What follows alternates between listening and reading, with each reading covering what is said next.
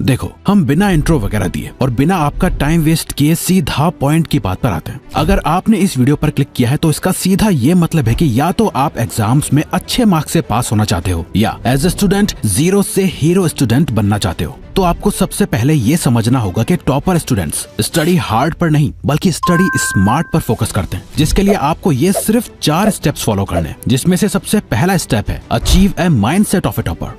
शायद हो सकता है कि आप भी बाकी के 90% स्टूडेंट्स की तरह अभी डिस्ट्रैक्ट होके इस वीडियो को बीच में आधा अधूरा छोड़ के चले जाओ, या अभी आपका मन कर रहा होगा दूसरी वीडियो देखने का। ऐसा क्यों? ऐसा इसलिए क्योंकि आपका माइंडसेट एक हाई स्कोरिंग स्टूडेंट या टॉपर वाला नहीं है, क्योंकि आपको पता भी नहीं है लेकिन आपके माइंड को ऐसा लगता है कि शायद यार मुझसे नहीं हो पाएगा। तभी आप एक के बाद एक दूसरी वीडियो पर जंप करते रहोगे। इसलिए शांति से हमारी ये बात बिल्कुल ध्यान से सुनो। आपको सबसे पहले खुद पर एक टॉपर की तरह बिलीव करना होगा कि हाँ, मैं अच्छे मार्क्स ला सकता हूँ। ये कॉन्फिडेंस आपको रखना होगा, क्योंकि लो कॉन्फिडेंस और गलत माइंडसेट से आप हाई स्कोरिंग स्टूडेंट कभी भी नहीं बन सकते। अच्छा, इसे ठीक से समझने के लिए एक छोटे से एग्जाम्पल से समझते हैं, जिसके लिए आपको अपनी मेमोरी में थोड़ा पीछे जाना होगा। याद करो अपना बचपन, जब आपको चलना भी नहीं आता था। आप कितनी कोशिश करते थे चलने की, आपके पैर लड़खड़ाते थे, आप खड़े होते थे, चलने की कोशिश करते थे और गिर जाते। उस टाइम अपने पैरों पे खड़े होकर चलना आपके लिए दुनिया का सबसे मुश्किल काम था। आप बार बार कोशिश करते और हर बार गिरते रहते। आपको चोट लगती, आप रोते, चिल्लाते, लेकिन चलने की कोशिश कभी नहीं छोड़ते थे। ऐसे ही कोशिश करते करते आप चलना सीख गए। अब आज अगर कोई आपसे पूछे कि क्या आपको चलना आता है, तो आप भी कहोगे कि ये तो मेरे लिए सबसे आसान काम है, इसमें क्या मुश्किल है। सेम इसी सिचुएशन में आप वापस आ चुके हो। आज आपको पढ़ना दुनिया का सबसे मुश्किल काम लगता है। अपने पास्ट एक्सपीरियंसेस की वजह से आप खुद को जीरो समझने लगे हो। आपका पढ़ने लिखने में दिमाग नहीं है। आप खुद को एवरेज या लूजर स्टूडेंट मानते हो। आपको लगता है कि आप कोई बड़े कॉम्पिटिटिव एग्जाम को कभी क्रैक नहीं कर पाओगे, अपने एग्जाम्स में अच्छा स्कोर नहीं कर पाओगे, क्योंकि अब तक आपका कुछ खास स्कोर नहीं आया है। आप मुश्किल से ही पास हो पाते हो। इसीलिए आपको लगने लगा है कि ये सब आपके बस की बात ही नहीं है, लेकिन ये सब आपके माइंडसेट का खेल है। आपको लगता है कि ये बहुत मुश्किल है, आपसे नहीं होगा, लेकिन फाइनली जब आप उससे कर लेते हो तो आपके लिए वो आसान हो जाता है। इसलिए सबसे पहले स्टेप में आपको अपने माइंडसेट और बिलीफ को सही करके खुद पे कॉन्फिडेंस रखना होगा। आपको बस ये समझना है कि जैसे चलना मेरे लिए एक टाइम पर मुश्किल था, साइकिल चलाना मुश्किल था, वैसे ही मुझे ये भी मुश्किल लग रहा है। मैं इसे कर सकता हूँ और करूंगा। मैं खुद को जीरो से हीरो बना कर ही रहूंगा। जब आप इस माइंडसेट से पढ़ने बैठोगे ना, तो आपका माइंड आपकी लिमिटेशन से बाहर निकल कर सोचेगा और आप और अच्छे से पढ़ पाओगे। ये सोच कर कि आप एक टॉपर हो, आपका दिमाग एक टॉपर की तरह सोचना भी शुरू कर देगा। एक बार आपका करेक्ट माइंडसेट बन जाए, उसके बाद आपको टेक्निक पे फोकस करना है, क्योंकि पढ़ाई बस यूं ही नहीं हो जाती कि जो समझा जैसा समझा वो कर लिया। टीचर ने जो पढ़ा दिया वो आंख बंद करके रट लिया। इस स्टेप नंबर 2 को फॉलो करना बहुत जरूरी है, पैटर्न एनालिसिस। हर एग्जाम का ना एक पैटर्न होता है, जो पैटर्न हमेशा सेम रहता है। अगर 1 से 10 तक चैप्टर्स पढ़ने हैं तो 1 से स्टार्ट करके 10 पे खत्म नहीं करना। मोस्ट वैल्यूएबल चैप्टर्स को ढूंढना है, उन टॉपिक्स को ढूंढना है जिसमें से क्वेश्चन सबसे ज्यादा पूछे जाते हैं। इन सभी पैटर्न्स को एनालाइज करना बहुत जरूरी है। जहाँ बाकी लोग कुछ भी कैसे भी पढ़ रहे होते हैं, वहीं टॉपर्स रिसर्च करते हैं एग्जाम की डिटेल्स को, सिलेबस को अच्छे से स्टडी करते हैं, उसके अंदर पैटर्न ढूंढने की कोशिश करते हैं और उसी पैटर्न को फॉलो करते हुए पढ़ाई करते हैं। अगेन इस बात पर फोकस करो, वो स्टडी हार्ड नहीं, स्टडी स्मार्ट करते हैं। इसीलिए इस स्टेप को याद रखो कि पढ़ने से पहले थोड़ी एनर्जी और टाइम इस चीज में लगाया करो कि पढ़ना कैसे है। आप जिस भी एग्जाम की तैयारी कर रहे हो, सबसे पहले उसका पैटर्न देखो। कौन से सब्जेक्ट्स ज्यादा टाइम कंज्यूमिंग है, कौन से चैप्टर्स सबसे ज्यादा इंपॉर्टेंट है, आप किन टीचर से पढ़ोगे, कौन सी बुक से प्रैक्टिस करोगे, ये सभी पहले से प्लान करके चलो और ट्रस्ट अस, ये आपको घंटों घंटों की मेहनत से बचा देगा। नाउ सबसे इंपॉर्टेंट स्ट्रेटेजी जो कि 90% स्टूडेंट्स मिस कर जाते हैं, इसे जरा ध्यान से सुनना। एक स्टूडेंट था राहुल और एक स्टूडेंट था श्याम। दोनों बहुत प्यासे एक बंजर जमीन पर फंसे हुए थे।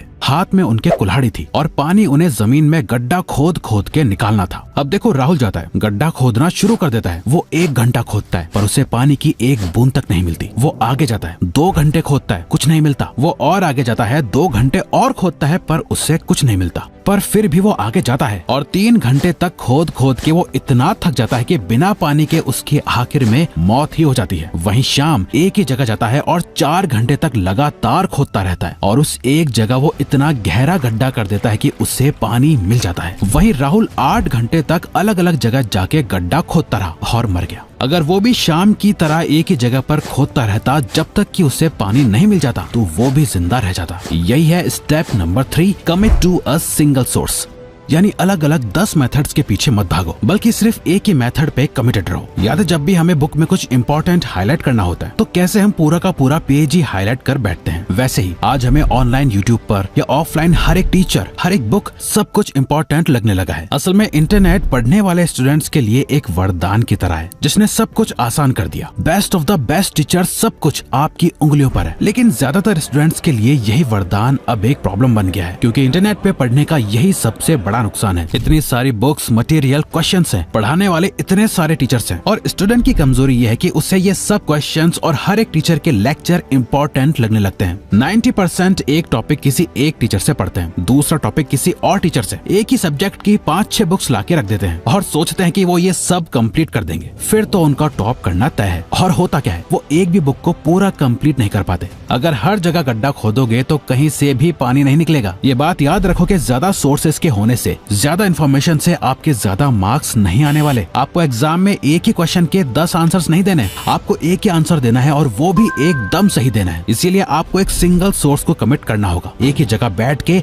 एक ही टीचर को फॉलो करते हुए एक ही बुक को पढ़ना है। बस इसी से आपके मार्क्स बनेंगे एग्जाम में। Now last and final step है self check. For example, imagine करो आप हर दिन एक मील में 2-3 रोटी खाते हो। अब आप सोच रहे हो कि मुझे अपना वेट बढ़ाना है, तो आप क्या करोगे? क्या हर दिन एक मील में 20-25 रोटी खाने लगोगे ताकि आपका वेट बढ़ जाए? वेट बढ़ेगा या नहीं, बट आप हॉस्पिटल जरूर पहुंच जाओगे। अगर आपको अपना वेट बढ़ाना है तो आपको हर दिन हर एक मील में 1 से 2 रोटी एक्स्ट्रा खानी पड़ेगी, वो भी कंसिस्टेंटली महीनों तक, तब जाके आप फिजिकली फिट हो पाओगे। अब ये बात समझो कि आपका ब्रेन है ना, वो भी आपके पेट जैसा ही है। इसे एक बार में बहुत हैवी मील नहीं चाहिए, बल्कि सही अमाउंट में कंसिस्टेंट मील्स चाहिए। पढ़ाई करते हुए भी आपको ऐसे ही करना होगा। लेकिन मैक्सिमम स्टूडेंट साल भर कुछ नहीं पढ़ते। उनकी पढ़ाई कुछ इस तरह होती है कि एक दिन 10 घंटे पढ़ लिया, अगले दिन 1 घंटा पढ़ लिया, नेक्स्ट डे 7 घंटे पढ़ लिया, और उसके अगले दिन कुछ भी नहीं पढ़ा, और फिर अगले दिन 2 घंटे पढ़ लिया, और फिर एग्जाम से कुछ दिन पहले सिलेबस कवर करने की रेस में लग जाते हैं। ये एक बार में 10-12 रोटी खाने जैसा ही है। इससे आपके मार्क्स बढ़ेंगे नहीं बल्कि कम और होंगे। इसीलिए आपको खुद को चेक करना है कि आप हर दिन कितना पढ़ रहे हो। जैसे अगर आप 2 घंटा डेली पढ़ रहे हो तो हर दिन का टारगेट बनाओ कि आप 3 घंटा पढ़ोगे, फिर कुछ टाइम बाद 4 घंटे और फिर 5 घंटे। एक छोटा सा टारगेट भी मान लो तो आपकी पढ़ाई कुछ इस तरह होनी चाहिए। एक दिन 4 घंटे पढ़ लिया, अगले दिन फिर से 4 घंटे, उससे अगले दिन अगेन 4 घंटे, फिर अगले दिन 4.5 घंटे, उससे अगले दिन फिर 4.5 घंटे। ऐसे करके पहले तो हर दिन कंसिस्टेंटली पढ़ने की कोशिश करो। जब कंसिस्टेंसी आ जाए उसके बाद टाइम बढ़ाओ। टॉपर्स ज्यादा नहीं पढ़ते, वो बस कंसिस्टेंटली पढ़ते हैं। अगर आप ऐसे पढ़ोगे तो आपका माइंड भी अच्छे से सीखेगा, मेमोरी भी तेज रहेगी, और पता भी नहीं चलेगा कि आपने कब टॉप कर लिया, आप कब 0 से